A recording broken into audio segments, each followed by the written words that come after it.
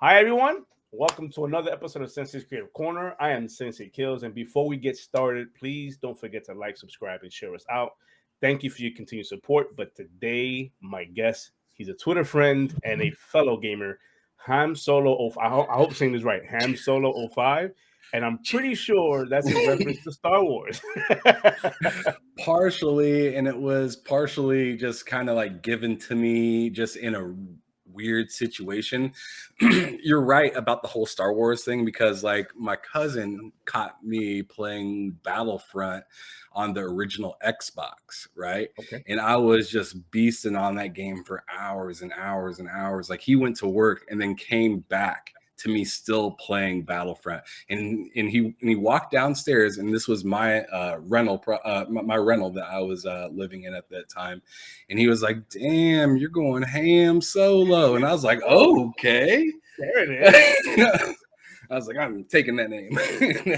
So it ended up being my name, and I've had it for, man, I want to say since like 2013, 2014. About 7 years now. Yeah. I had previous gamer tags before, but those are gone in the wind. One got banned permanently. Oh, well. Maybe that's the question I should be asking you. I find it interesting, the origins of people's gamer tags, how they came about. Like with me, my name has been changed. Like I've always kept the moniker Kills in my name. Okay. K1LLS. It's always been my gaming tag in one way or another. But long ago, I used to be called. I used to have the gaming tag "I Steal Kills," mainly because of Gears of War. I was a big Gears of War head, or I should say Gears head. Back in the 360 era, when the first Gears, and back then, if people remember, there was no like you can beat down the enemy, and then they get up. You beat them down again, they get up. There was no like 3 times your route kind of thing. They changed all that because it was like people spammed it. So what I used to do is people used to like love their kills back then. So when they downed somebody, I would just come along and chainsaw their kill and take the kill. So that's where the "I Steal Kills" came from. Okay. People used to get mad. I'm like, oh, whatever. But that has changed over the years. It went from that to like we still have the clan, but it's a unit kills or Mr. Kills, and then it just changed to Sensei Kills. Being that 43 years old and I got a lot of gaming knowledge, I figured I've ascended to some sort of teacher, or at least that's what my son thinks. But that's where my gamer tag came from. But it's always good to know what's up with the gaming tags. Right. Are you familiar with the format? How we do here in Creative Corner? Kind of familiar, but I kind of want to go off the rails a little bit. Okay. All right. So I do icebreakers. Yes. We did speak about this a little off camera. I'm 0 for 5 with this, figuring out and guessing what the 2 truths and lies are. But the game is called 2 Truths and a Lie. You basically tell me 2 truths and then the 1 lie. I have to figure out what the lie is. Again, I'm 0 for 5 on this. Everybody has stumped me on it. You would think by now, man, I should win something. I haven't, and I do tons of research before my guest comes on, and I still fail at it. So I'm gonna ask you, and take your time. 2 truths and a lie. I gotta figure out what's the lie. Okay.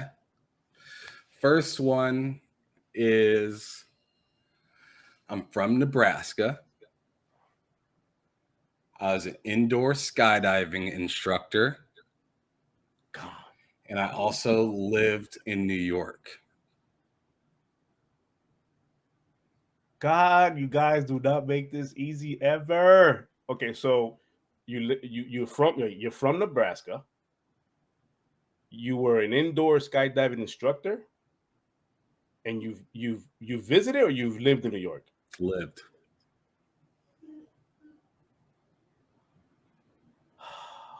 I'm a New Yorker, so I'm gonna go. The lie is you visited New York. Told you you'd win today. What? That's a lie? I've never been to New York, bro. Oh, man, well, I don't mean to celebrate because you need to go to New York once in your life. But yo, I got one. I'm 1 for 5, 1 in 5, or 1 in 6, or whatever you want to call it. The odds. I got one. I messed with somebody that was in New York, so dang. I told you.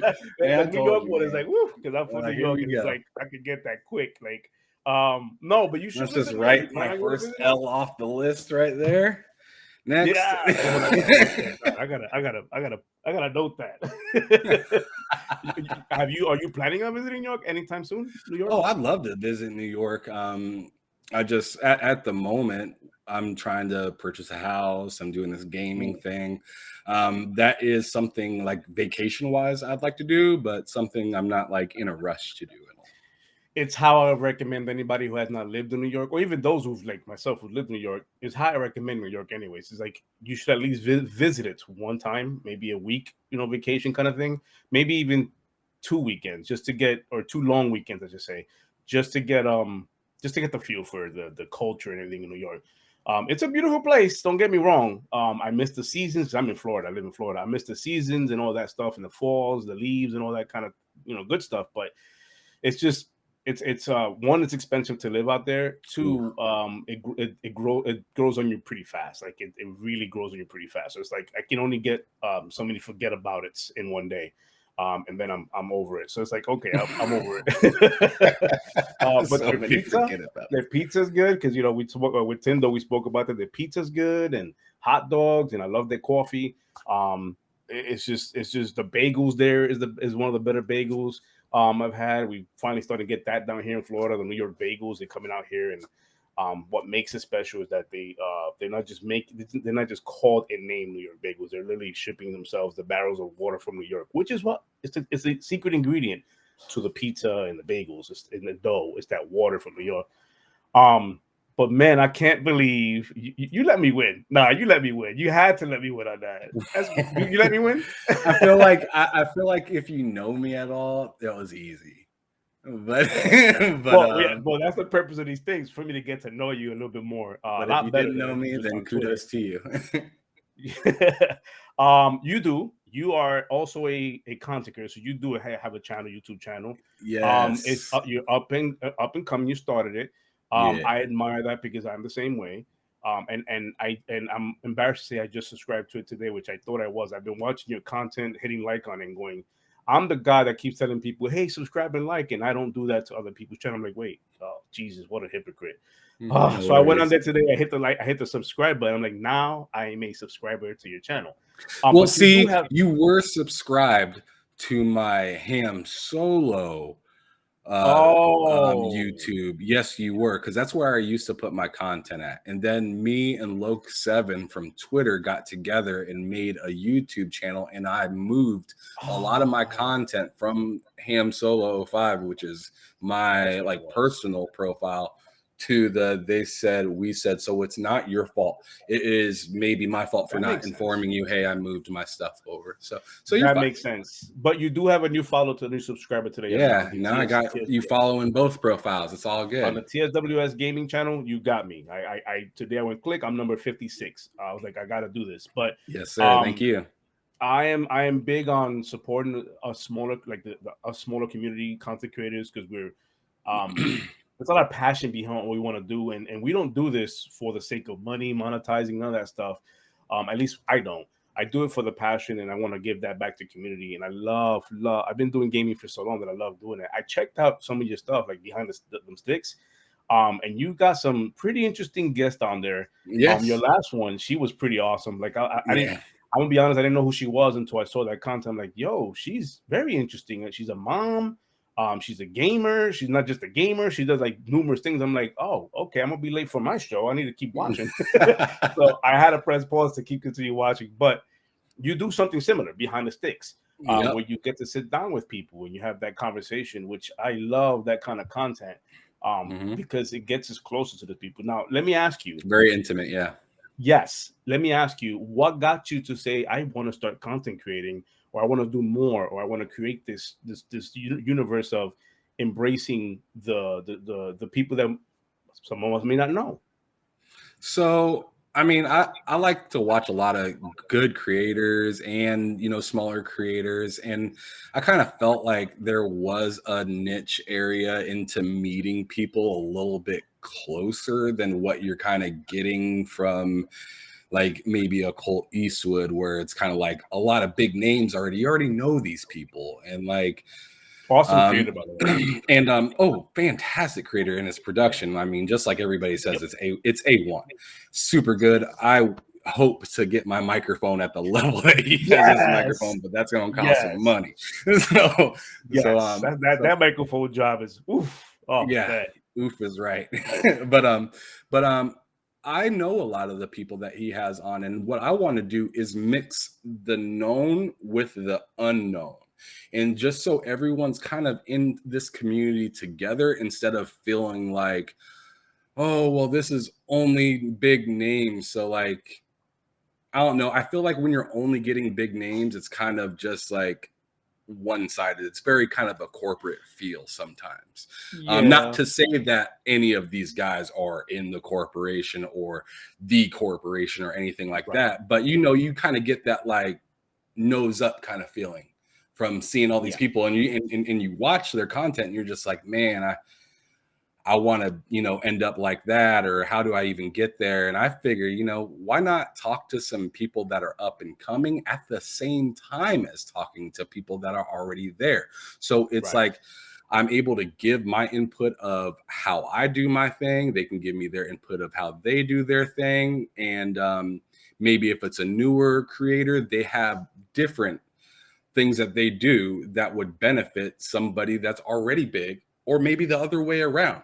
So like, you're kind of seeing it from both angles and seeing what are people still interested in and what do people want to move towards. And I just felt like I could niche myself right in between there and just kind of really get to know people on a personal level and not be so much about the latest game out. Let's talk an hour and a half about it. Or, I mean, like right now, everyone's talking about Halo. Last week, everybody was talking about Forza.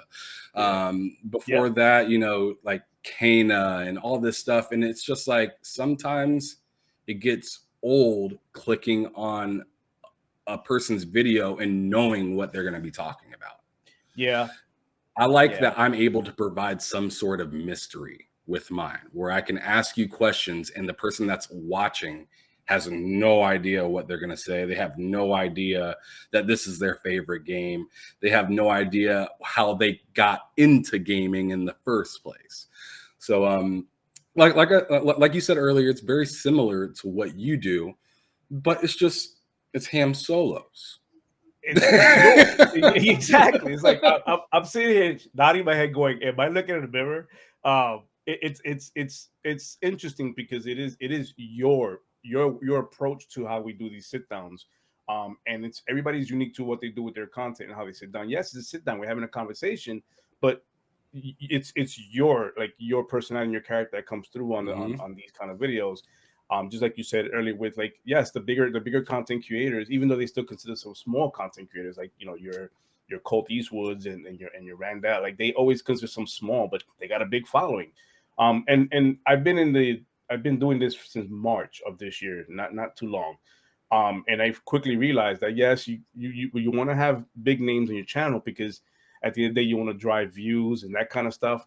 But you also want to. My whole thing when I started this whole thing was I want to recognize the ones that are up and coming, the ones that are trying their hand at content creating. I want to know the people I'm actually following on Twitter and on social media. I want to get to know them and see how their mind works, because if you're like me, I'll say me, but for quite a long time I got stuck with this, just like this whole scope of Twitter is everything, and it was like all I know everybody for was on Twitter. So the interactions were either console wars or fanboy this or fanboy that, and I'm sitting here going, wait, there's got to be more to that. I gotta meet these people. I want to know who they are, because when you put stuff on like words, it come across weird, And I just had that interaction yesterday, but it's just one of those things where I want to meet both small, big, middle, anything. And I just had Tim Dog, which I believe you're gonna have him tomorrow, I believe, on your show.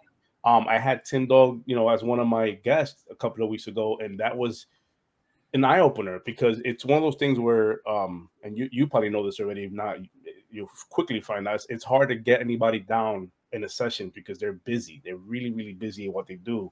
And for a while, I kept thinking, man, they got no time for me. But then I started thinking, I'm an idiot. Like, they have their schedule. They have things to be doing. And then I reached out to Tim Dog, and I was like, he reached back out, and I was like, this is an amazing thing. So he's a great Tim guy. Dog is so nice. He's like the nicest gamer ultimate, like that I've met so far. Like through and through. Like he's the first big follower that I had. Yes. And Likewise. he's done that for a lot of people. Like, it's not just me. He's done that with tons of people. But to get kind of back on course of what we were kind of talking about, one of the main reasons I started kind of my thing is because I think that a lot of people forget what social media is for. Yeah. And social media is not for arguing. Social media isn't for what's the newest thing in the news. Social media was built for people to meet each other, for people to come together, for people to feed off of each other in a positive light. Now you can't expect it to always be positive, because there is a reason that there is a negative and a positive. There's two different, courses to go down, no matter what subject that you have.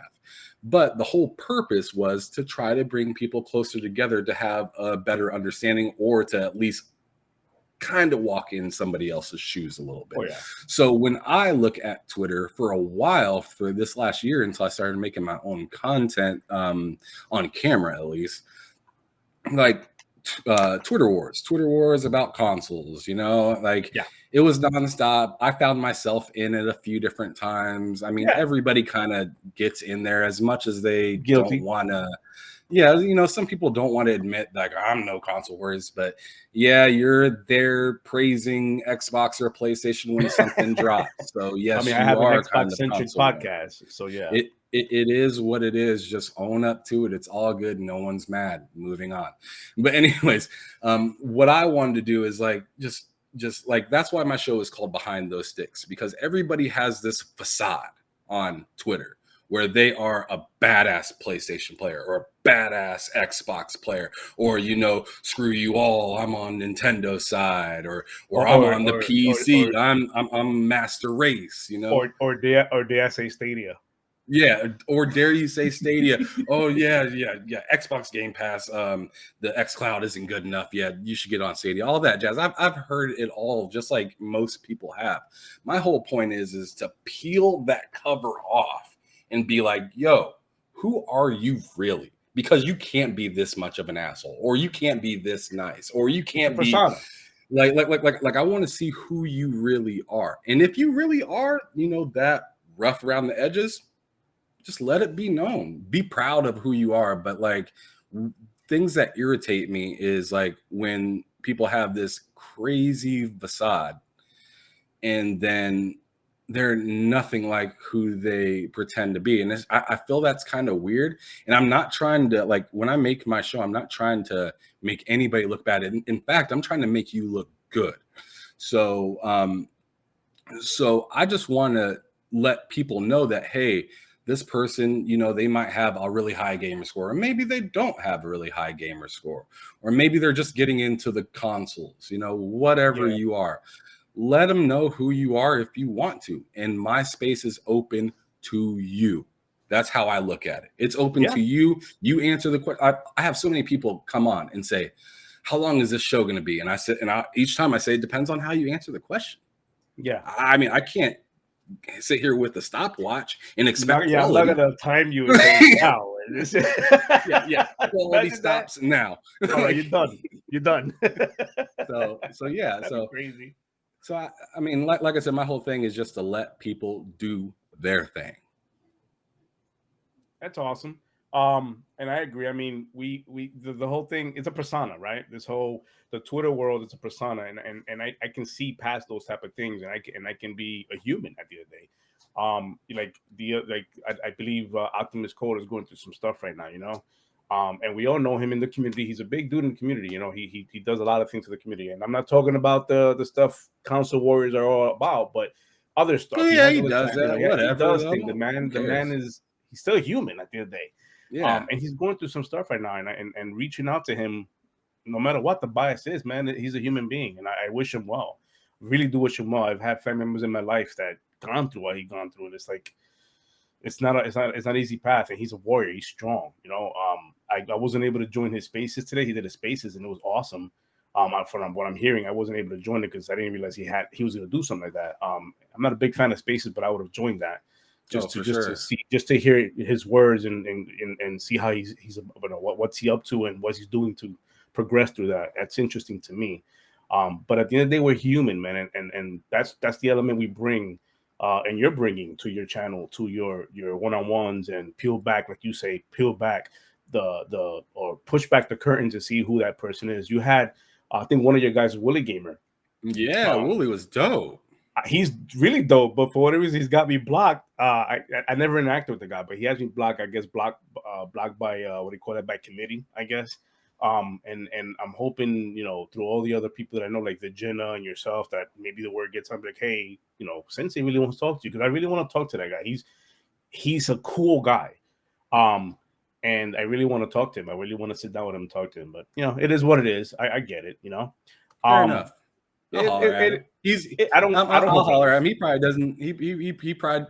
I mean, people are so quick to hit that block button, they don't even know what they block. Right. And to be honest, I have yet to. I may have blocked maybe one person in all of this time that I've had Twitter, and it was maybe because of like some sort of like maybe a racial slur or something really uncomfortable. Something that merits it. Like yeah, something that legit merits it. If somebody's coming in my, you know, inbox or coming into my tweets talking about how I'm wrong about gaming, you know what? That's your opinion. I'm not going to block you for that. I mean, it's just, to me, that's petty. I'm not going to do something like that because I want to know why you think that way. And maybe not today I want to know, or maybe I think you're wrong and I'm mad at you right now, but I'll get back to you, especially if you're a legit person and you come to me. Like, for instance, Harry Balzania, this dude, this dude on Twitter, me and him got into a fat argument when we first met, but he ended up being on my show. He's like one of my Twitter friends now, you know, and it was just peeling back that curtain and understanding who he was. And I got to understand who he was, fortunately, before I even had him on the show, quite some time before that. And I was like, man, this dude is really cool. Yeah. Hold on just 1 second. Yeah, no worries. No worries. No worries. If you're tuning to us now, I'm having a sit down with HamSolo. We're talking about the gaming space and that kind of stuff. So pretty interesting takes that we've had. I've met him for the first time today, and it's been great with the conversation we've had. That's a beautiful thing. We do this. This is what we do. We sit down with each other, and no matter who you are, and we want to get to know the person in front of us, you know, because we get lost sometimes in the Twitter spaces and Twitter world and social media with TikToks and anything on Facebook, and I'm also MySpace is there too. But we get lost in that realm, and we presume or assume that the person you're speaking to in that sense, in that environment, that's who they are.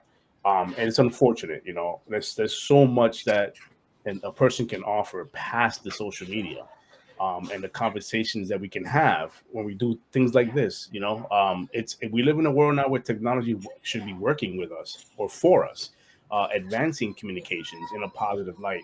So, you know, these things, when I sit down, it's enlightening to me. It's important to me to get to know the person that I speak with, you know, on a social media on an everyday kind of basis. So it's a conversation we're having. So thank you for joining us. I believe HamSolo's back. Yeah, some daughter issues, 3-year-old. No, man, that's life. That's life. You get it authentic and genuine on this. Every time. I swear, once somebody hits the record button, or once I hit the record button, she's just like waiting around the corner, like, how am I going to terrorize this dude today? No worries, man. I'm so happy I'm on here, though, just to be honest, because it feels good to be able to let my guard down a little bit and not be a host. Man, I mean, I love being a host. I love talking to people, but you never know. And today it's like I get to kind of just jam out and talk about myself a little bit. So, and that's why exactly.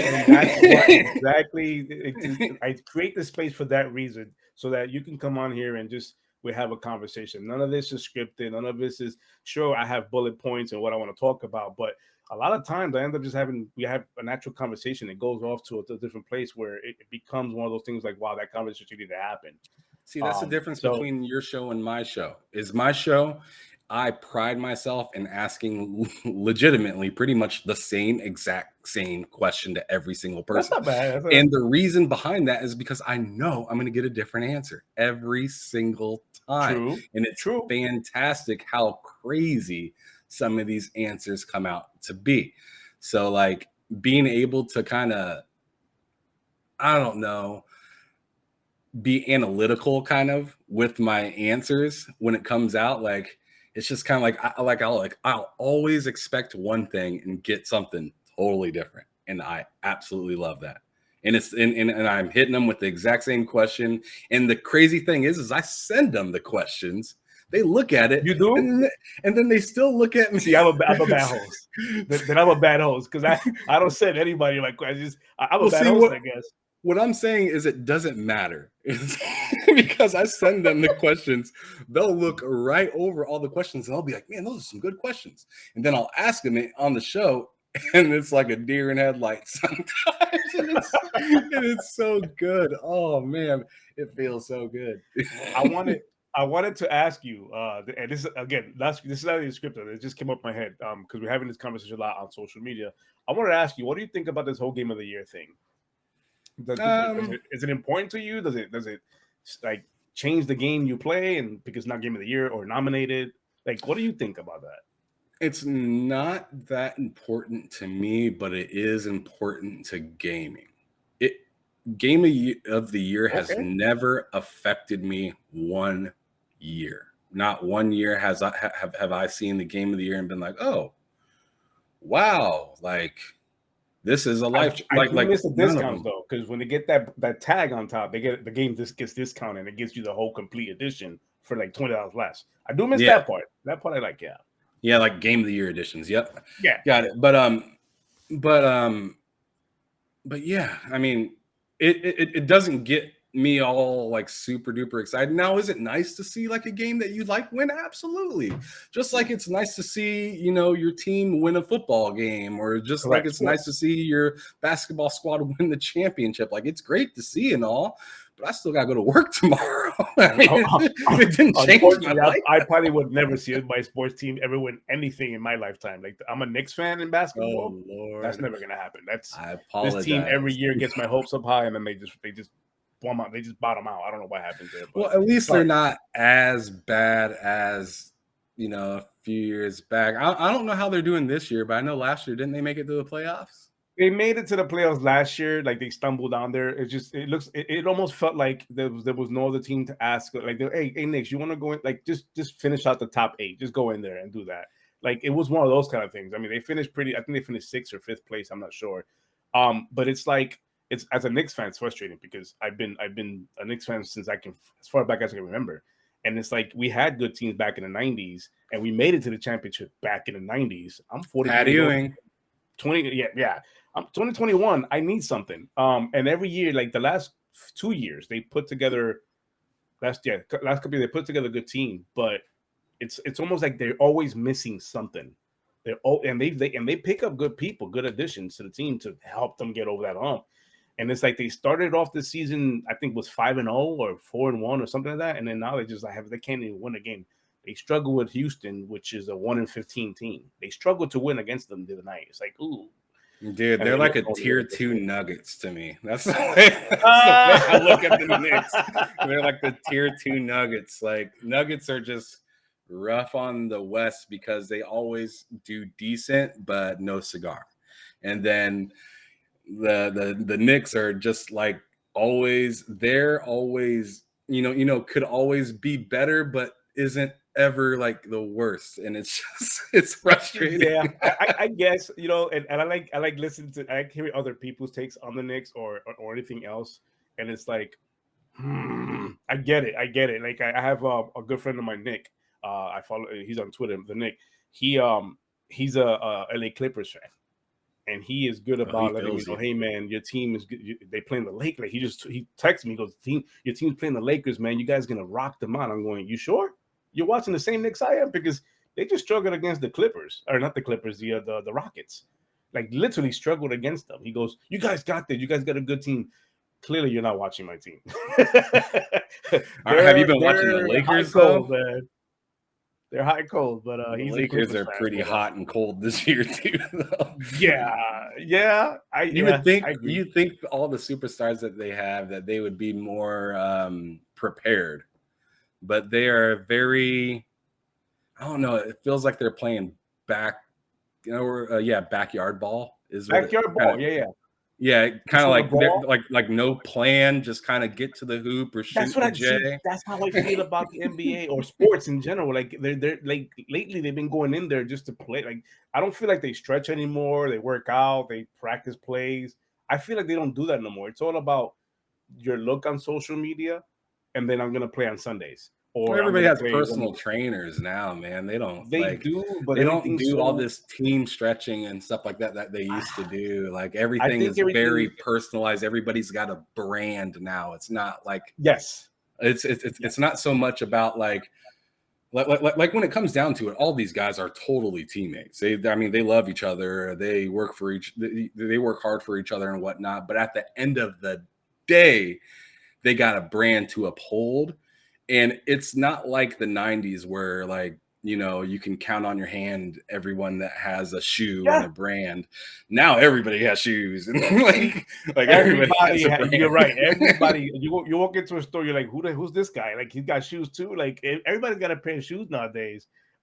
It's crazy because you, it used to be a time where team chemistry was a thing. You know, I'm not saying it is not. It isn't now, but it was more in your face back then. Meaning that the team hung out after the game, before the game. They did things more together. I feel like more is like you said, it's more brand now, like my brand, and who's in my circle that promotes my brand in a positive light.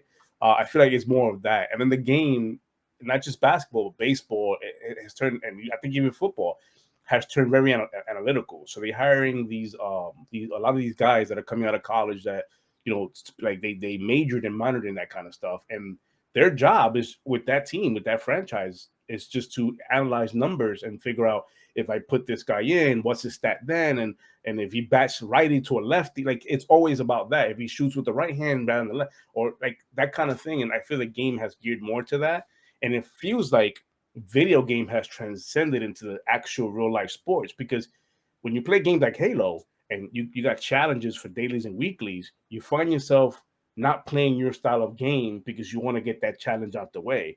I feel Right. like that's happening in the real in sports, in real life sports, where people are trying to hit these tasks, these goals. You know, if you Like shoot Russell from this Westbrook angle, for a reason. Like, I got to get a triple double. Got to get a I triple double. right, I Like gotta it's have that dunk today. Yeah, I gotta like get a highlight nobody reel on Sports cares, Center. but he cares. Right. So I just think sports has gone away from the traditional, gritty, let's work together as a team to win games by all means, by any means necessary. Like, just we got to win games. Last night there was a brawl. Like that, I wouldn't even call it a brawl. It was Yeah, really a Pistons, scuffle. Lakers. Yeah, and a part of me was like, oh, old school basketball. But then I'm going, that's not cool. He has blood going everywhere. That is not cool at all. Right. But I like, that's the kind of basketball that I didn't think I was gonna miss, or that I did miss. But when I saw that, I'm like, wow, that's good physical basketball. It just doesn't happen no more. So I just feel like people are moving towards that and everything. When it comes to real life sports, it's just like video games. You're gonna see a day in the weekly, and you're gonna play a style of game you're not used to playing, and then before you know, you're not even playing the objective anymore. Yeah. So let me ask you, because I asked this to Tim, and people hit me up saying, man, you got to ask that question more. What's your favorite food? My favorite food? Oh man. Give me like just a couple. As of right It could be now, more I than one. really It like. could be more than one. As of right now, my favorite thing is cheesesteaks. You said cheesesteaks? Yes. Okay. Anything specific, like Philly cheesesteak or Yeah, yeah? I thought when I said cheesesteaks, it was kind Well, of just a I Philly. assumed Philly cheesesteak, but there are people out there who think cheesesteak is anything else. But no, Philly Yeah, cheesesteak is the Philly only. That's it. cheesesteaks are like my jam right now. Okay. Um, that and ham. Some ham. Ham No, solo. no, I'm just kidding. No. Absolutely, 100% Philly cheesesteak. So for sure. That's where I'm at this moment. If you would have asked me this a few years ago, it would have probably been lasagna or something like that. But Ooh, man, that should lasagna. give me heartburn now, bro. So It does. That shit. Oh, I can't anything Italian now with like marinara sauce or anything like that. That shit just gives me the only heartburn. So I'm going. yes. I can't do that no more. It's unfortunate because the family still eats it. My wife still cooks it, but then Mm. she has to cook something special on the like either light sauce, no, like something different on the side. I'm going, man. I feel like I'm left out. Like I'm left out. My body's like telling me you can't have that no more. So Yeah, I have pizza like once every like few weeks or something like that, just because like if I eat it like if I eat it one day and then eat it the next day, then I'm like guaranteed heartburn. yeah, garlic does that for me too. Like Okay. if I have like too much garlic on something, it hits me hard on the heartburn and the acid, like not acid reflux, but heartburn. And I'm on that going, like one of those things is like I need this out. But um, any particular place you will get? I mean, I'm assuming Philadelphia or Philly, Pennsylvania, anywhere I've in Philly. never been to the East Coast, so I don't know what a Okay. real Philly is, but like I mean, I like Jersey Mike's. I'm cool with that place. Ooh, I absolutely love that they're place. quick. Them dudes are quick. Firehouse Stub, love that place as well. I'm a sandwich guy. I mean, when it comes down to it, but like, there's just something about that provolone cheese, Ooh. bro. That's your favorite cheese? That's one of your favorite cheeses? It's not even my favorite cheese. It's just when it's melted when Ooh. it's melted on that beef in between, the bun with green peppers and whatnot. Then it is my favorite cheese. Oh my god, provolone cheese on that particular sub. Oh, it's just there's a taste to that. I'm like I can't describe it. I'm an ex chef, and I'm going wow that cheese. I like white cheese, period, but Mhm. provolone cheese is just on a different level. Like it's one of those wow, like it adds so much what we call in the industry flavor profile to a sub. Do you have Even white Wawa? American cheese does that same thing Yes, to me. Like white American cheese is just as good. Like I think Jersey Mike uses white American for yes, they their do. They do. for their Philly cheesesteaks, and I don't know. It's just something about that. It's almost like a sauce when it's on there. Dang near, it's so Yeah, good. they don't use it in cheese. Right. Yeah. You have Wawas up there? What's that? Wawas. Do you What have any of those over there? what is that? It's weird. I guess it's the East Coast kind of thing, but it's a gas station that originated on the interstate. Oh, okay. At the, it was a gas station. I say was because it's still a gas station. However, now it's come inside like the like inner cities and stuff. It's more than just a gas station. I think it's a restaurant with a gas station now, rather than it being a gas station with grocery stuff. I say that because if you ever visit a Wawa in your life, it's literally a full on restaurant experience. Like you have a menu, either digitally you order what you want, or you can sit down and ask for your food, sit down and eat there. Like full on menu, and their subs. I only see that because their subs. They have some outrageous subs that I would never in a million lifetime think this would be good. And my wife will like she'll buy it and because we have this game we play. It's like try it, don't ask. I always end up being on the other side of that. I'm the one trying and not asking. Never her. I don't know why. You know what? I, I gotta start having her try and no ask. But Right. she'll buy stuff like that. She's now that we're in the Thanksgiving season. Oh, by the way, happy Thanksgiving, right? When you guys see this episode, it was yesterday. Happy Um, Thanksgiving, but everybody. they have now like the turkey, yeah, the stuff that everybody does, turkey subs with the cranberry and that kind of stuff. And I'm a big turkey guy. Like I love turkey subs with cranberry and the cheese and all that kind of stuff. But this day she Yes, brought yes, home that is something. so good too. Yeah, Oh she my God, brought it's so home good. she brought home a turkey sub, but it wasn't your cranberry and your thing. It was literally mashed potato, um, was stuffing, turkey.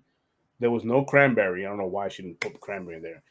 Anyways, the game we play is just try it, don't ask questions. So I bite into this and I'm going. At first, I'm going, what is this texture? It was mushy, the mashed potato. But then I'm going, wait, this tastes good. And then when I open my eyes and see what the hell I was eating, I'm like, I really ate a plate of a turkey dinner in a sub. And my wife's like, oh, it's all the same because you do that anyways. You eat everything that goes down the same, to your stomach. And I'm like, yeah, but my food is separate, and I like them separate. Like, it wasn't my thing. Like, I was like, no, I'm not gonna do that again. But It's weird. it's weird. I mean, I get the concept that when you eat food, it all goes down the same way. I get that, but if you're like me, I don't eat my food at the same time. I don't. Well, Like, I'll eat like, see, portions. it's good. To me, it's good for like a few bites, but it's so rich that you can't get like very far through it without being like, dude, I gotta stop. And that's how I felt when I was eating one of those, because I got one of those at this place called Witch. And Okay. and they had the same thing as is like a Thanksgiving like sub, and it had the jam and everything in it, the stuffing and whatnot. And I was like, man, this is really good.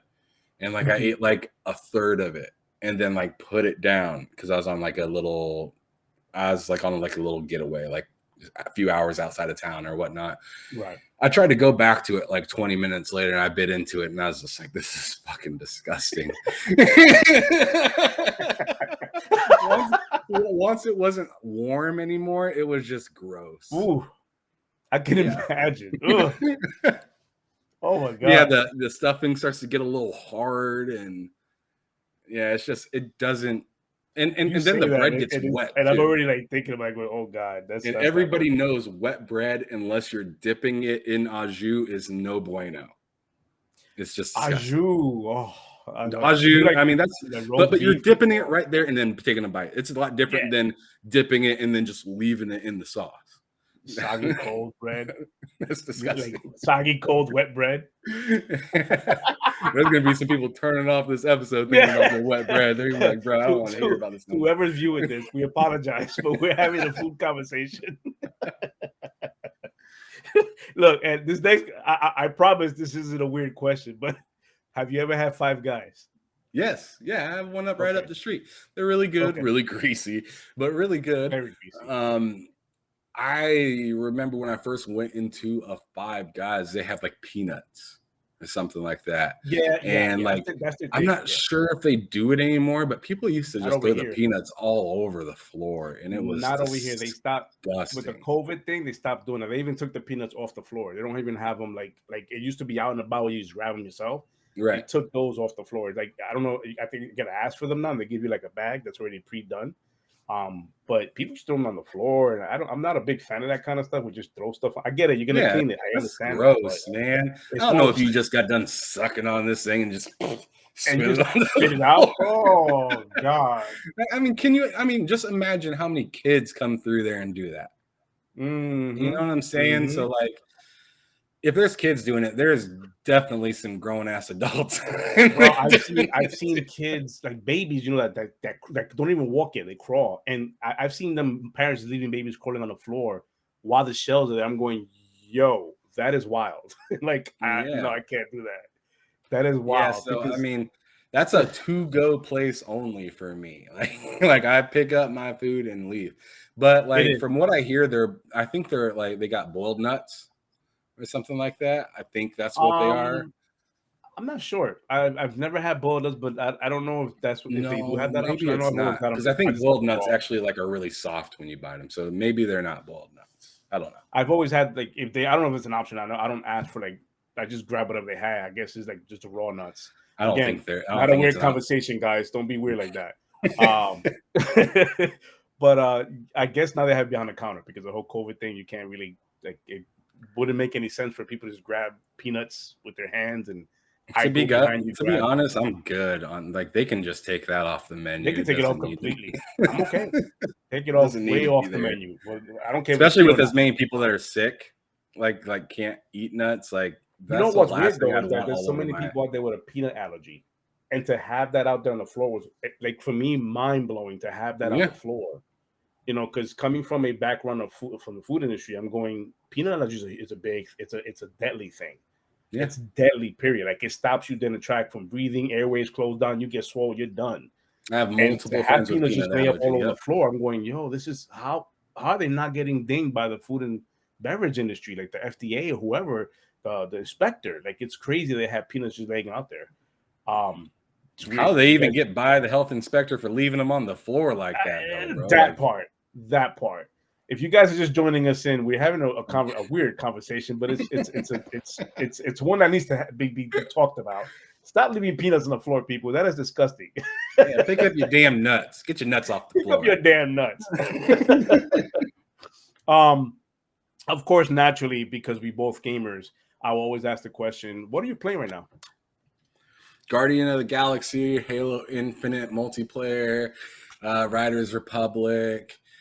I'm still working my way through God of War. That feels like forever. I haven't really touched it that much recently just because of everything dropping. Yeah. Did I say Forza already? I don't know. No, Forza Horizon 5. Even if you did, I don't mind. Say it again. Let's see. I know there's other ones that I'm playing as of right now. I just don't have them right off the top of my head. Ori Will of the Wisp is another one. Age of Empires. I have video game ADD. I cannot like just like somebody said on my show not that long ago. Yeah, that's what I was watching. I commend you if you can play one game and just complete it. I can't do that. Like I can like even when I'm full in locked on one game, I'm still playing like 3 others. Like like when I was going through Last of Us Part 1 and 2, I did them back to back, but I was still playing like the tech preview of Halo at the same time. I was still playing Hellblade, whatever. Yeah. Still playing Hellblade, which I beat that. I was still playing a bunch of other games. So, Kena, Bridge of Spirits. I'm still playing that game as well. I mean, I just can't do it. I get too like, I don't know. I just feel like I need to be doing something else, especially after I get done getting sweaty on Halo. I'm like, man, I need to go chill and like drive or like ride a bike in freaking Riders Republic or just like sit down for a minute. And like, then I'll go play like, like Guardians of the Galaxy and then be like, oh man, that was a lot of freaking story. I need to go shoot somebody repeatedly in Halo or something like that. Yeah, right. Like I need some quick games with breaks in between. So yeah, so I mean, I'm a game bouncer. I cannot stay on one game no matter. The only game that drew me like that, like where I could not pull myself away, was Last Generation with the Xbox One, Ark Survival Evolved. Really? Yes. That game, not even kidding you, I have over 120 days played on that game. Wow. You're the first person I've met that said, I mean, I know people who play that game religiously, but 120, you said days? Yeah, days. Jesus. And that's going to get a sequel or it's being worked on with the whole Vin Diesel thing on it. Holy crap, bro. Like, very exciting. What about that game like draws you to it? Just the element of being able to do whatever you want, however you want, wherever you want. I build a base right here, tame like 300 animals and then also bred animals, build a castle. Like it's like it's Minecraft and kind of a Skyrim feel as well. Yeah. Mixed with like it has like the realism of like a Skyrim, but like the building aspect of a Minecraft. So you're like I built this one base that I legitimately was making a joke out of, and this was before the dude was even president. I built this place called Trump Tower. Okay. And it was literally from the sand all the way to the top of the map. And if you've ever played that game, you know how high up that map goes. Oh man, I played it a long time. I played a while ago when the you had 10,000 every time Xbox promotes a 10,000 gamer score thing they do where whatever gamer score you get translates into rewards. Yeah. And it was one of those games I ended up playing just to get the achievements out of it. And I found myself just playing the game. Like I was like, oh shit, like I only played this because of the achievements, but I'm finding myself playing the game. Yeah, and you're right. That ceiling is high as shit. Like it's a high ceiling. I built it to the freaking top of it, and so many people got pissed off at me because this is an online server game. So I'm building this like Battlefield 5 freaking building in the middle of the map. And anytime people, and this was back, I mean, you got to remember, this was on Xbox One, not the Series X. This is the game that took like 5 minutes to load into. Like, you hit the start button to load into the game. This is before you put the controller down, go make dinner. You got time after you hit that start game button before you even get into play. And then even once you get into play, it's lagging for a little bit to like catch you up to speed of what's going on. It even does that a little bit on the Series X, where it's like once it gets you into the game, it's still lagging a little bit, and then it stabilizes, and then you're good to go. But like when I built that tower, I had people messaging me and everything, because this was when the game hadn't even came out yet. It was still in what is it called? The thing that Grounded's in right now. Game preview. It was still in a preview state. And like this was back before Ark had where it showed where you died. It was before that. Okay. And this is like a really like kind of underdeveloped version of it.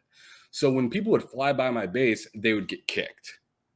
like they'd get kicked out of it because my base would be rendering in, and it would like give the Xbox trouble. It'll just kick them out of the game. Yeah, it'll struggle. Go, you know what? We can't do it. You're gone. And so many people were mad at me saying that I was the reason, and I knew I was the reason, but I didn't care because I made this big building and I was so proud of it. And the only reason I made this building is so I can jump off and skydive.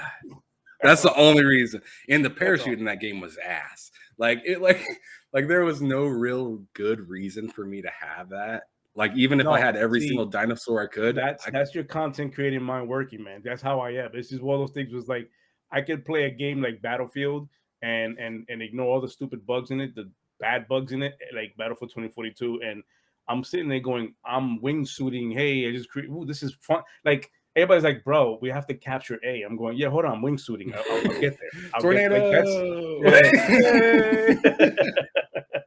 That's how I am. I'm gonna take the screenshot, y'all. The video, the screenshot, like, and add music to it. Look at this. I've been doing that. Look, I'm dying. Look, I'm dying. There's a soundtrack behind it. Listen, it goes right. That's how we think, man. That's just crazy. It is what it is. I love that game though, man. That's awesome. Like I wouldn't even like tell you, you're probably the only person I would know in my life that would actually has played that many hours in that, put that many days into that game. Not hours. He's talking about days, people.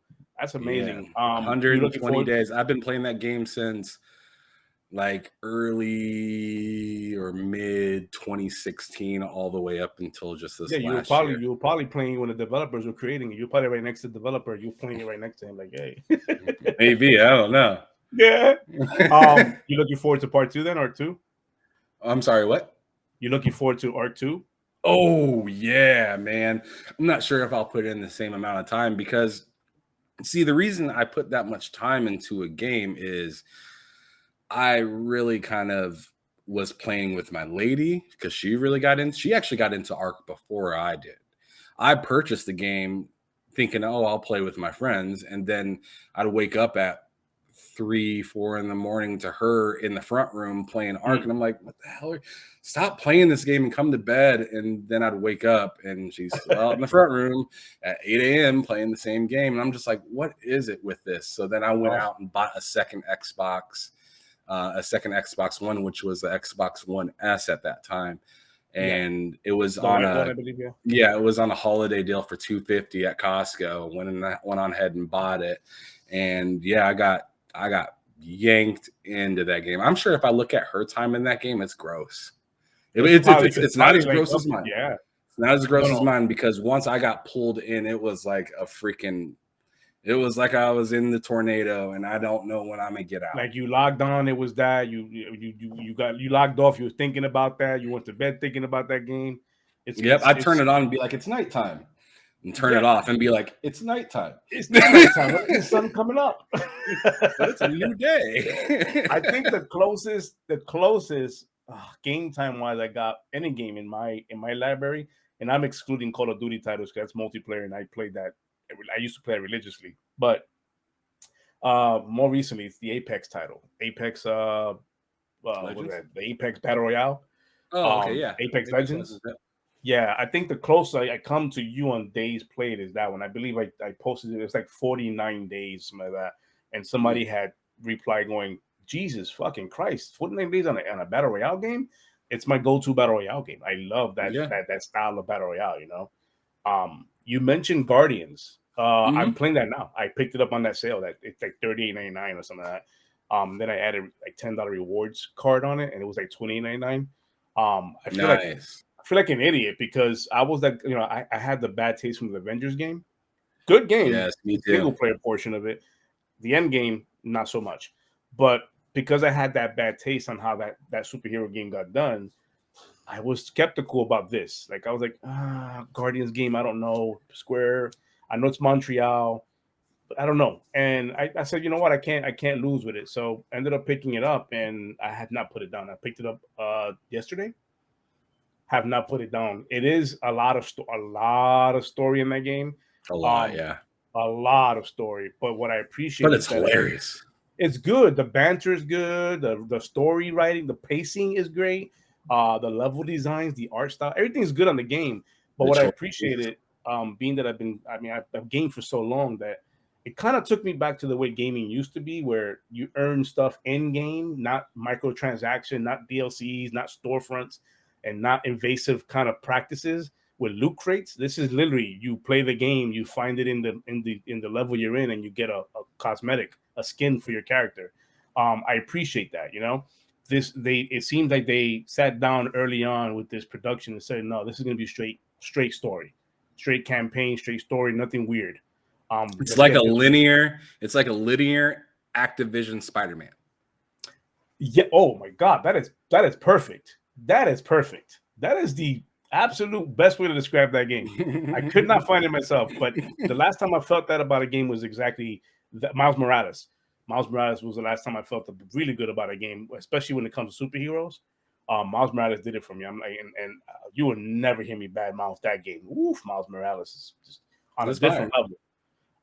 But I think I'm on chapter 10 right now in Guardians. I don't know when it's gonna end, but I don't want it to end, man. I take 5 steps and then I'm like, oh, screenshot. Take another 5 steps. Oh, another screenshot. Oh, this is going to Twitter. Pretty. This is going to get hashtag. It's going to be all that stuff. And then they added ray tracing to it. So I don't play with ray tracing, but me neither, it looks beautiful with ray tracing when you take pictures. It looks beautiful, but I had it on for all of 10 seconds and I turned it right back to performance. I cannot deal with 30 frames. I don't know how I dealt with 30 frames for so long, but I just cannot. And I don't. And I was telling my son this. I don't think these games being developed on these newer systems.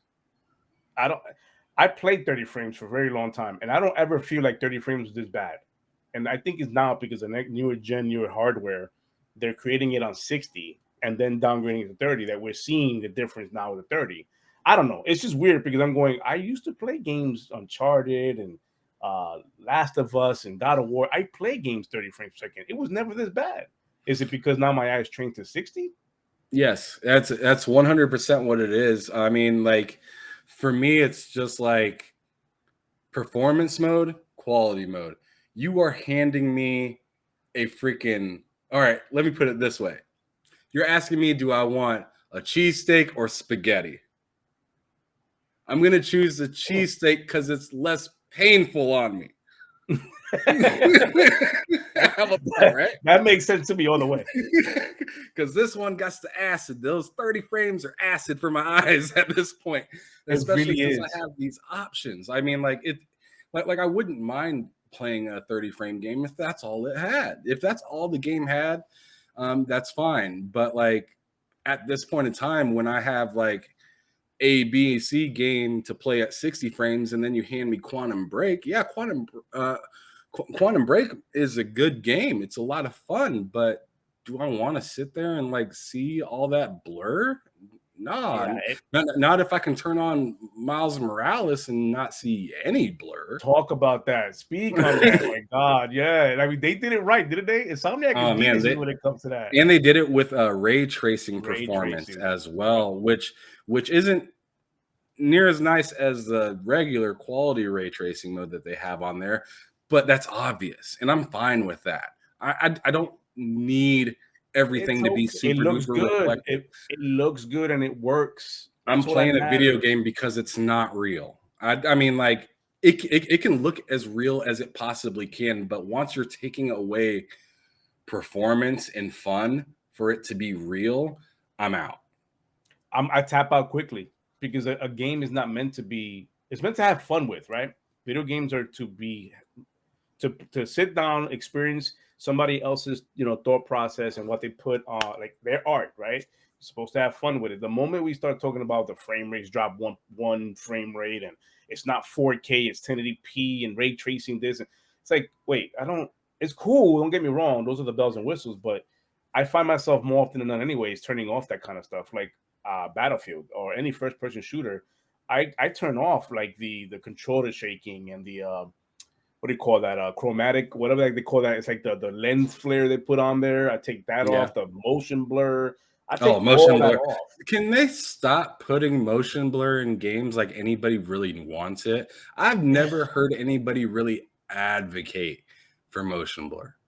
Like I'm from happy the it's an bottom option all the now way up because to like before it was never Linus an Tech option. Tips. I've never heard anybody say Oh, anything great motion about blur. motion blur.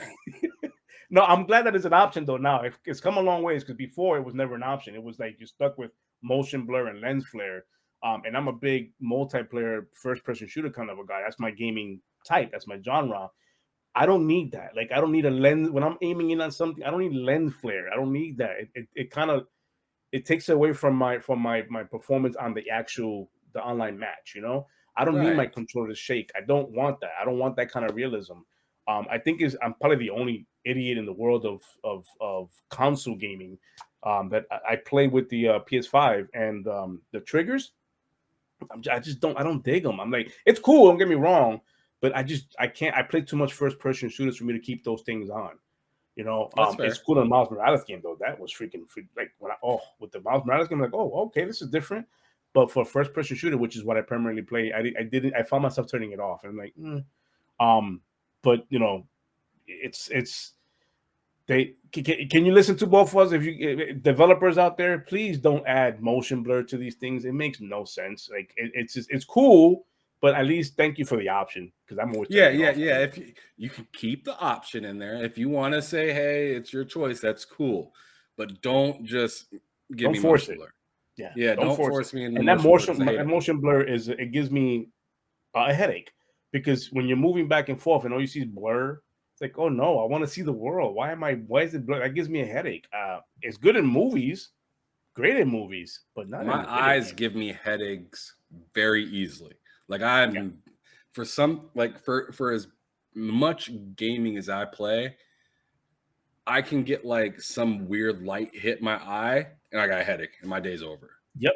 Like I was playing Halo, the technical test, um, a couple months ago, and there was like a glitch on the level where this like shiny part that's usually just like just a nice normal shiny was just like blinding, like and I seen it in Yes. one spot. It immediately gave me a headache, and I quit the match and I was done playing for the day. I would like to meet the person that thought it was cool to stare at the sun and get lens flare in real life and thought I want to put that in video game and make it real. Like that gives you headaches, man. It's not cool at all. It's not. It's just There's a who reason wants the to look at doctor said lens? not to do that. Yeah, do not do that. Like the same thing for me with Battlefield. I was doing the beta on Battlefield, and literally I caught a migraine because there was what do you call those things? Artifacts was coming through, and it was giving me like these white lights, blinding, colorful lights coming through. Like it's not meant to be in the No, I know game, what you're talking about. Yeah, right? because But it's that meant to. because It was that meant to preview was be, garbage. bro. It was meant to be the lens flare, but because it's so early on that beta project they gave us, it was giving me the artifacts, and I caught the only migraine, and I stopped playing. I'm like, I can't do this. It gave me a migraine, and the thing is, at that time with that beta, they didn't have that message across the screen that says, flashing lights or whatever. Nothing. And I'm like, are they not even going to speak about this? You seriously could have gave people strokes and seizures because of that stuff. Like, I caught a migraine. Luckily, I didn't catch one. It was just that bad. So developers out there, is lens flares and motion blur not needed. Thank you for the option. But if you don't have to design it in the game, take it. Single player, that's a whole different thing. But multiplayer, even single player. Yeah, single player, I can understand it. At least the lens flare, I can kind of understand because it may bring that ambiance out. Motion blur, get it the fuck out though. Like, I just don't get that it. shit all the way out. I just never ever understood why it needed to look blurry while I'm moving. I'm good. Like, why? I mean, are you hiding the fact that it's 30 frames per second? When I'm running outside, I don't get motion blur. Why do I need it in the video game? Your life don't do that to me. That's funny. I might get vibration blur because I'm a big dude running. But I'm not getting freaking... Look, I get motion blur when I run. I like it when it's in the game. This is for reals. Oh man, look, man, we've come up on the hour, man, and usually that's where we stop. That's where I stop at things. But if you want to stick around after we end the whole thing, we can talk a little bit more. Actually, I got some things I want to talk to you about. But before we end it, anything for me, and any kind of question, anything that was like, man, I've been wanting to ask Sensei for a while, or do I just suck in that matter and like, fuck it, I'm not gonna ask him shit. First of all, I'd like to ask if you'd be on my show like mid-December. Okay. We spoke about that, and I said, hell yeah. I even asked, I was like, why me? Like, why me? But I want you to put it in your show so it's in writing. No, I'm just kidding. Yeah, no, man, I'm all for it. Like, whatever time, whatever date. I'm there, man.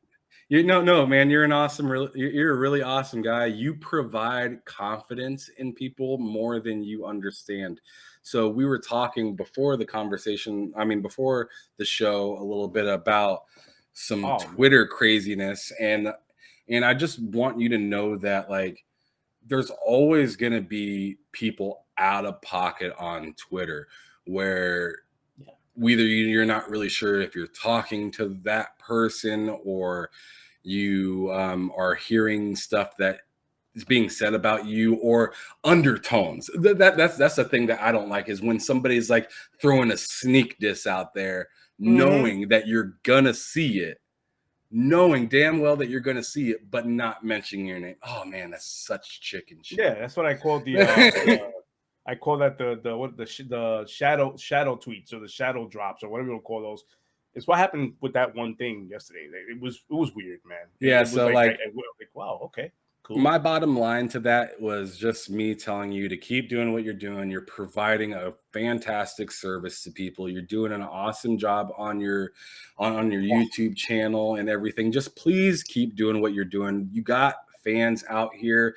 I may not see every single episode. And this is a thing, like, this is a thing about like YouTube and the people that I follow. I do my best to watch, Colt Show, Fonzarelli Show, Talk Story with Vinny and Bango Mango and Blind and all those guys. Like, I do my best to make my rounds to these places. But I got a life, man, just like everybody else, dude. And I got a 3-year-old Some people don't understand that. I'm not going to be on every episode in the freaking comment sections lighting it up. Like, when I come there, sometimes I don't even say anything. Sometimes I just turn it on and walk away, dude. Watch and listen, or have it in the background. When I have my YouTube on the TV and I turn it on the YouTube on the TV, I'm not finna grab my keyboard, plug it into my Xbox, and start typing. I'm good on that. Like I'll watch it on there for a little while. Usually when I'm talking in the chat on these YouTubes and whatnot, I'm on my phone at that point. And sometimes I'll have it on my TV and on my phone at the same time, just so I can keep up with the conversation. Yeah. But just because somebody is in and out, or you see the number, but no one's commenting, just keep doing your thing. You're doing a fantastic job, by the way. Jesus, I've popped in on a few of I'm your not shows, paying and him you for guys this, are getting folks. loud. He's not being paid for this. This is like all his words, man. I promise you guys. Man, I Promise popped you. in on your show just the other day, and y'all were loud and proud, bruh. Y'all were loud and proud, and it just had me cracking up. And that's the kind of energy that you need sometimes. It's like you hop into something, you have no idea what's going on. You weren't there from the start of the show. How many people are really there from the start of the show? If you look at the analytics, sometimes you might have had 9 streamers the whole time, but then you go after the video and click on it, and it it's like says a whole bunch. 170. Yeah, And it's like like, where did they come from? so did those 9 people just like switch chairs? Like what was going on? but yeah, that's what I'm saying. You have no idea who's really watching at any time. So just That's keep true. doing what you're doing, be proud of what you're doing, and go for it, man. Thank Who you. gives a shit about what anybody else thinks, man? I They're not appreciate giving you money, they're not giving you happiness unless they're legitimately directing it to you, just like you legitimately directed some happiness my way earlier today. So I thank you for that. Appreciate that. I will always be the guy that directs positive energy and vibe as much as I can. I honestly think is the hardest road to travel on is to be positive and upbeat about things, because there's a lot in life that will bring you down. But I'm the same way when it comes to watching other people's content. There's a lot of great content creators out there that I follow a lot. And I may not be in there live. I might watch the replay. Most of the time I'm watching replays. Me too. But I will always understand that I will always, once I sub to your channel, it's not just me pressing the button. It's one of those things where it's like, you have my commitment. I love your content and I'll continue watching it. I don't have a bias against anybody. I don't have this, I'm only going to watch Xbox or PlayStation stuff or Sony or Nintendo. I watch everything and everything, man. Optimus Code, Colt Eastwood, Fonzie, your stuff, big or small, I'm watching, it doesn't matter, like 100's channel. And I watch people's content because at the end of the day, what people need to understand is, and I've said this before, and I tell this to my son, when he like anybody who approaches me and goes, man, I didn't want to ask you the question because I didn't want to embarrass myself. I didn't want to embarrass you. I feel like it was wasting time to ask the question. And I stop people in the tracks when they say things like that, because I always say, don't ever stop asking questions, because what happens is the person you want to ask that question to, when you don't ask it, you're robbing that person of opportunity to learn and grow. And that's how I perceive things. That's how I not perceive, but that's how I go about life. If you have a question for me, my DMs are always open. My Twitter's, any social you follow me on. If you have my personal phone number, whatever it is, however you can reach me, Xbox, PlayStation, through a message, reach out to me. If you have questions, reach out to me. I am just that open when it comes to anything. I don't mind giving out the information that's in my head. I don't mind that, because you may just look at it a whole different way and go, but Sensei, how about if we do it this way? Oh, I like that. I'm gonna try this different stuff. Go for it.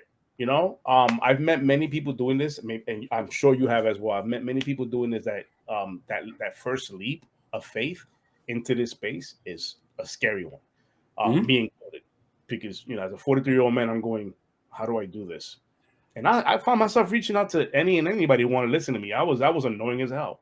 Hey man, I need to know what camera you're using. I need to know what app you're using, what software you run, what kind of computer you have. How do you ask people to come on your show? What questions? Like, I've always done all that. So, but your content is one of the ones that I appreciate. Similar to mine, but it's your style, and I love that you're natural with your stuff. You're genuine. The questions you ask are amazing. But you don't. It's not a pencil pitch or bullet points for you. You're asking legit questions that you're curious about, and I love that. Yeah. So my show, my curiosity, you just let me know what it is that you're thinking. And like I said, my point is to like bring people together. So like maybe that person that was, team Xbox that sees your, footage and your team PlayStation, they can see where the hell you're coming from on some of these points. They could see, or they can explain why they see this in this light, or why XYZ is annoying and stuff like that. And maybe you guys can find a common ground with that. If you leave the show thinking the same way you did before, that's fine. But my intention is for you to see a little bit more of the person and to see that, hey, this is a human being, not a Twitter space, not a Twitter, you know, not an user. account holder, not a, you Yeah. know, I'm more than just Sensei Kills. I have a real name. Right. So like, yeah. it just is what it is on that on that note. But yeah, man, like I said, keep doing what you're doing. I'm very happy. And if you ever need anything at all, I mean, yeah, if you ever need anything, just holler at me, man. Oh yeah, you definitely, you know that I'll reach out to you. I'll bounce stuff off you. That's how I am when it comes to any content creating. Oh, and one last thing. If anybody else is thinking about creating content or doing anything wild, don't be afraid to holler at me. I need to pay it forward because I hollered at people like Lord Addict and King David and like Cole Eastwood. I've asked people these questions, and you think that, oh man, I'm not quite on that level to ask these questions to these people. It's not true. There is gatekeepers out there. Absolutely, there's gatekeepers out there. There's people that don't want to see you doing what they're doing or doing anything similar. And to that's what a shame. doing. But yeah. It is a shame. But Lord Addict, like, let me know there is people out there doing that. Flat out. Yeah, but like, yeah. But there's probably, for me, I think there's even more people out there that are willing to help if you come at them correct. And that's really the only way that you got to do it, is come correct. Know what you're saying and know a little bit. You don't have to know everything about the person. You don't have to have watched every episode of them, but just know how to talk to them. Maybe watch a few of their shows and see what kind of person they're like. And just kind of, I don't know how to say it. Treat it like a job interview. Go in there and because it is what it is. It's kind of what it is. It is a job interview. Exactly what it is. You're asking these people, hey, can you help me look good? And I'll help you look good. That's essentially what I'm asking people to do. Yeah. And it's up to them. Like I laid out the plate and I tell them, hey, you can come on over and eat if you want to, but you ain't gotta. There's millions of people to ask. There's literally, this space is full of content creators that have great minds. And yes, like you said, there are those who gatekeep, but that's the small minority.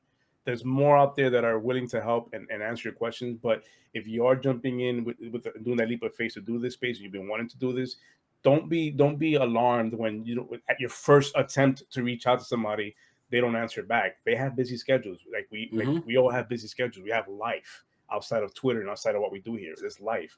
I send out maybe 10, 15 like requests to people to be on the show, and I might get like 3 back. I might get like 25. I might get like maybe 3 back if I'm lucky. And that's like in those 3, I make sure that I am their dude. I am their concierge, man. Here's the questions. Here, anything you need before we get started, anything you got to say, anything you want to get off your chest. Is there something wrong with the question layout? Like, I am their, I'm their kind of butler through this situation, making sure that they feel nice and comfortable. I want to give them that hotel treatment. Welcome to my place. 5-star, baby, all day. Yeah, the best that you can, and that's all you can do. You gotta be gracious, man. They accept the right to come to see us and talk to us and record it and go live or whatever it is. The least we could do is do that. Like, be courteous, be gracious. Make that guest comfortable, that kind of stuff. Those are all tips we give out for free, man. You can reach out to HamSolo05. I know my DMs are open. I don't lock them. Mine are unlocked as well. Don't do that. They're unlocked. But they're unlocked. You can hit me up on Xbox, Sensei Kills, and all that kind of stuff. But it's not about me. Before we go, HamSolo, where can they find you at, man? So on Twitter, I'm at HamSolo05 Gaming. I have a they said we said Twitter page as well, which is TSWS Gaming. You can also subscribe to that to see when new episodes of Behind Them Sticks come out. And then also me and Loke have a stream that we do every other week. We're trying to do it more often, but he lives in Africa. I'm in, Missouri. He's such a good fucking dude, bro. He's such a great guy. Such a great guy. We do a stream called Bull Sitting. where we just play video games and talk about gaming and mostly crack jokes and hate on each other. It's fantastic. That's awesome. And then we also have a show that we have with my lady as well, Kalela Plays. It's the three of us. She asks the questions, we answer them. It's kind of an undisputed kind of show format that we kind of laid out, where I don't know if you ever seen the sports show Undisputed with Skip Bayless and Shannon Sharp. I have, but we got that idea from there. I feel like we need to make it a little bit more comical. Sometimes it's a little too serious, but yada yada yada. Anyways, but yeah, mostly please check out the YouTube channel, TSWS Gaming. You can see it right here. Check out that YouTube channel. That's where that that's where everything is, including that Behind Them Sticks show that I'm doing every Tuesday and Thursday, as you see right up there. Yep, there it is. Yeah, new episodes every week. Listen, I want to say thank you for accepting this spot and coming in and blessing me with a conversation. I do this as much as I can because I love meeting new people. It's part of me, you know, and it's been like that all my life. Meeting new people is how I grow. I expand on the notion of who's who and what's what. And what makes them think that way, or what makes me think that way. You can teach me something, that kind of thing. So I thank you for saying yes to this. I look forward to guest spotting on your show if ever you need me to do that. I know you mentioned sometime in December. I'm ready for that. Probably mid-December. I just need to make sure I schedule it properly with Christmas and all that jazz. So I need to make sure I get every, like, you know, dot my I's and cross my T's and whatnot. Right. So all his socials, all his everything that he's just mentioned, that'll all be in the description. You'll have all that information in the video itself. You don't have to go looking for him. It's going to be right in the video. But please go subscribe, go follow him. He's a cool cat, cool dude. First time I meet him, and we're having this kind of conversation. Normally these things go for about an hour. It started off at a half hour when I first started doing this, then it went to an hour, and as you can see, we're past that hour because these conversations we need to have these conversations to progress going forward. And not only that, we enjoy our conversations. We're gamers at the end of the day. You know, that's what we do. Oh yeah, but I'm on all the consoles as well. HamSolo05. It's just what it is. Yeah, I'm on everything as HamSolo05. Thank you for that. Thank you for having the one name across the board. Yeah, it's across the board. PlayStation, Xbox, PC, Steam, all that stuff. HamSolo05. Cool. All right, so that's it. That's it for today's Creative Corner. I thank you guys for coming in. Everything will be in the description. But until next Creative Corner or even Sunday's pod, if you guys come in and watch us, I always say end the show with this. Hey, if you want to stick around, you can. But I always end the show with happy fucking gaming, everybody. Later.